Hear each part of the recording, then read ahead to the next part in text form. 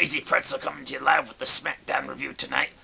And I'm drinking my delicious Smirnoff Ice. Ric Flair's not the only one that can get iced around here in pro wrestling. So, this was like the prelude show to Bragging Rights, like the final show before the big pay-per-view.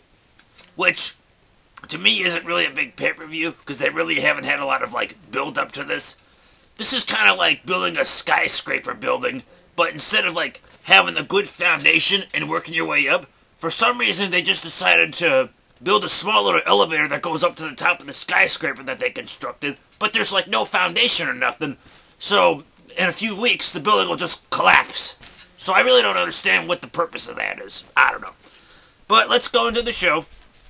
It was actually a pretty good show for the most part. I thought it was a little bit better than last week's show, but let's go into it. This whole theme for the show was Raw vs. Smackdown. And Smackdown dominates, like, 95% of it. That's pretty much what the theme was. But let's go into the show. So we have Theodore Long in the ring, thugging and bugging, or dancing, I mean. And, Miz's team is in the ring, minus R-Truth, because he can't come into Canada, I guess. And then Big Show's team is there. And, basically, like, they're just kind of, Theodore Long's plugging the pay-per-view, and says that instead of him making the matches tonight, he's going to let the team members make the matches. So then Miz brags about how SmackDown's rating is going to go up because he's there and all that fun stuff. And he makes a matchup to have a 6-man tag match with him, Ezekiel Jackson, and Sheamus. And then Big Show butts in and says, you know, alright, it's going to be, you guys have muscle, so it's going to be speed, so I'm going to have Kofi Kingston and Rey Mysterio and myself. So, because he's the power guy of the team or whatever. So that's their opening match, but before I get into that, Edge makes a match against CM Punk. Morrison wants to fight Alberto Del Rio, and Jack Swagger says, well, there's no one left, I might as well fight Santino. I don't know. It could have been a better match for him, but oh well. You know, R-Truth had been there. Cough, gag, puke. R-Truth could have been there. But alright, let's go into our opening match. 6-man tag, Miz, Ezekiel Jackson, and Sheamus versus Big Show, Kofi, and Rey Mysterio. Let's see. It was a decent matchup. Good 7 or 8 minute opening matchup. The match starts out, Sheamus, like, pretty much beats up Rey. Kofi tags in, gets some offense. He winds up getting Sheamus out of the ring, and then Rey hits like a jumping seated senton to the floor on Sheamus. Then we go to a commercial break. We come back, and then basically, like, Kofi is, like, still has some control, and then he dives at Ezekiel Jackson, which is, like, bumps into him and falls down, like running into a brick wall, which I wouldn't recommend, because you'll hurt yourself. Let's see, what else happens? I don't know, Ezekiel Jackson dominates for a while. Sheamus tags in, dominates for a while. Kofi winds up hitting a neck breaker on him, and then, I think Miz gets tagged in or something, and then Kofi winds up tagging in Big Show. And then Big Show pretty much cleans house from here. Choke slams Miz, and then the finish is like Mysterio goes on top of Big Show's shoulders and then like does a splash on him. It was pretty cool actually. It was pretty high up in the air. So, it was a good matchup. I gave it a 3.5 out of 5. Next matchup we had was, well, not a matchup, but they showed a recap of Cena joining Nexus. Which, yeah, I know they're promoting the pay-per-view, but still, this is a Raw thing. This is SmackDown I'm watching. If I want to watch Raw, I'll change the channel to Raw. Actually, I wouldn't. I DVR it. But anyway, we had a Dolph Ziggler, Vicky Guerrero promo. They show a recap on Raw with, Brian, I want to say Bryan Danielson. Daniel Bryan challenging Dolph Ziggler to a matchup. Which again, this match will probably be good at the pay-per-view, but again, no build-up. They could have at least, you know, the first week did this challenge and then maybe had a couple matches with run-ins, backstage attacks or something, but whatever. Basically, the only thing interesting in this promo, like, it was kind of short. Ziggler says, this is like a high school team facing a Chicago Bears team. This is a high school team facing a Super Bowl team. Obviously referring to himself as the Super Bowl team. Because, you know, a high school team wouldn't be able to beat a Super Bowl team, in my opinion. You got developing muscles versus big, strong muscles that would just knock them down and probably score would be 75-3. They'd get a lucky field goal or something. Anyway, back to wrestling. and basically says he'll crush him at the pay-per-view. So that's our promo. Next we have Jack Swagger versus Santino Marella in a nice 3-minute matchup. I guess you could call it nice, I don't know. I gave this match a 1.5 out of 5. I would have gave it a 2, but Hornswoggle was involved in it. And anytime Hornswoggle gets involved in it, that's just like... That's kind of like if you take a shit in the toilet, and then you flush the toilet, but the shit doesn't go down the first time. So it annoys you. That's what Hornswoggle is. Annoying. So, let's see. Highlights of the matchup, if you want to call it that. Let's see. Swagger starts out with a side belly-to-belly suplex on Santino, and then kind of rides all over him. And then, showing off his amateur background. It's a shame Swagger couldn't get a better match than this. Santino, goes outside the ring or something, and then, the mascot's, kind of sneaking up on Santino like he's gonna do something. It was kind of funny.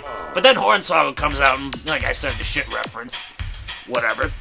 And then, Santino gets back in the ring. He does, an actually kind of cool, martial art, flip-over armbar move on Swagger, which was kind of cool. But then Swagger takes over again, obviously. And then, finish of the matchup is Santino hits that stupid falling headbutt whatever for a 2 count, but then Swagger gets him in the ankle lock and makes him tap. So Swagger wins.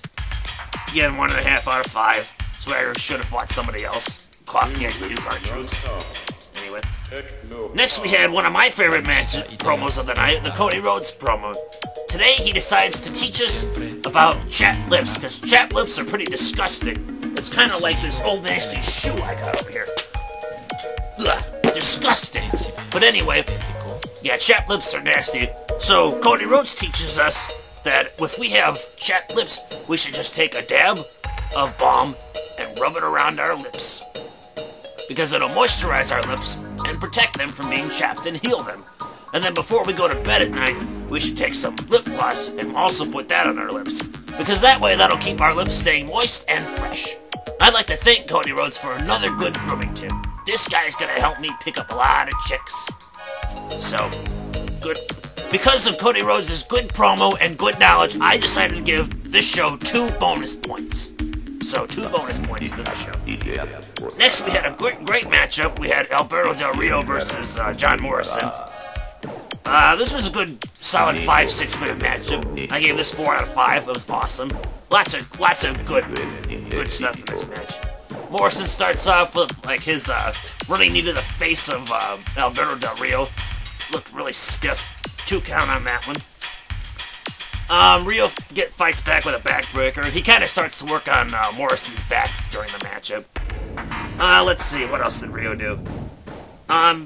When he was working on his back, he besides the backbreaker, he kicked him in the back, and then he gave him back suplex. And then got a 2 count. Morrison gets a surprise roll up for a 2 count. Let's see, Rio. Oh yeah, this was crazy. Rio charged at him in the corner to jump and do something, and Morrison moved out of the way, and you just see him go bam on his neck. It was kind of looked real painful. But then he, comes back, German suplex for a 2 count. Page 2 of my notes. And then basically the finish, we see Rio misses his running enziguri in the corner. Morrison tries to Starship Pain, but Rio gets his knees up again to the back, and then he gets him to roll through with that armbar submission and makes him tap out. So, great matchup, 4 out of 5. Smackdown continues to win every match on the show so far. Next, we had another great matchup, Edge versus CM Punk. Lots of good moves in this matchup. Yeah, you like my play-by-play? Yeah, it's good stuff. Better than that phony Michael Cole. Speaking of Michael Cole, let's take a little break here for a second before I go into this next matchup. Okay, I know Michael Cole is on Raw, and Grisham and Stryker on SmackDown, but Michael Cole did another great job tonight of no-selling anything for the bad guys. For example,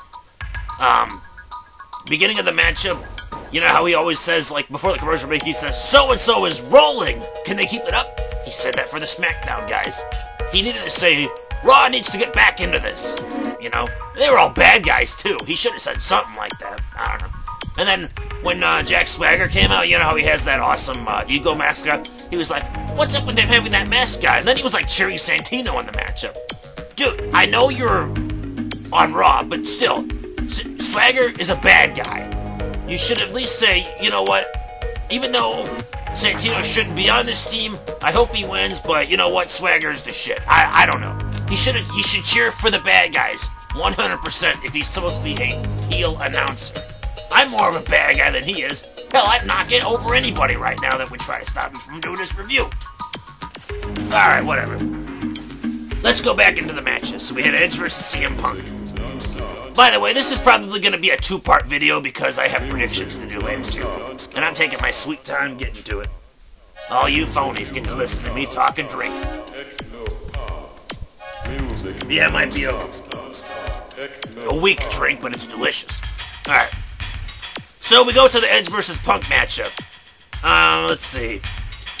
Matchup pretty much starts off a little bit of chain wrestling back and forth between the two. Edge kind of gets the upper hand. Punk takes over. Edge hits a jawbreaker. This point, like, Edge, like, hit Punk in the ropes and then tried to, like, do, like, a crossbody to him or something, but Punk moved out of the way, so he crashed and burned. Punk starts working out his ribs, kicking him in the ribs. Edge fights back with a swinging neck breaker. Punk then hits, like, a front suplex to Edge, like, throws him, like, on the ropes. Edge falls out of the ring, and we get a commercial break. We come back, Punk hits a rib breaker, and then for like a 2 count. Let's see. This was a cool sequence, like Punk went to the top rope to like dive at Edge, but then Edge counters it with a power slam, not a scoop slam, a power slam. That was a pretty cool sequence. Edge hits that front face buster move he does. Does anybody actually know like the name of this move? Like, I don't even know what to call it. I don't want to call it a front Russian leg sweep because it's not a front Russian leg sweep. That's what Jeff Jarrett does. But it's not a bulldog. It's just like I don't know. It's like this jumping face buster move or something. I don't know what he calls it. It's a cool move though. But he hit that on Punk. And then later in the match, Punk went for a GTS counter to an Edge-O-Matic for a 2 count. Nice move by Edge. And then later, Edge would hit the Impaler DDT for a 2 count. And then after this, we had a nice DQ because Edge was like gonna go for the spear. You know, doing this, setting him up, going for the spear. And then Miz and Riley pull him out of the ring.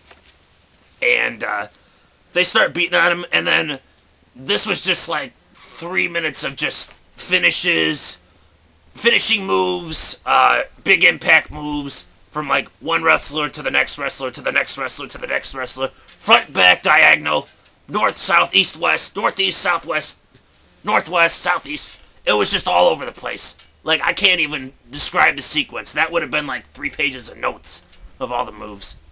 So I'm going to let you guys look at that up on YouTube. But in the end, the last thing I saw was I think Punk hit a GTS on somebody and was standing strong for Raw or something, I guess. I don't know. I can't even remember. It was so many moves. But anyway, the matchup with Edge and Punk gave it 4 out of 5. The DQ finish kind of sucked, but great match for what it was.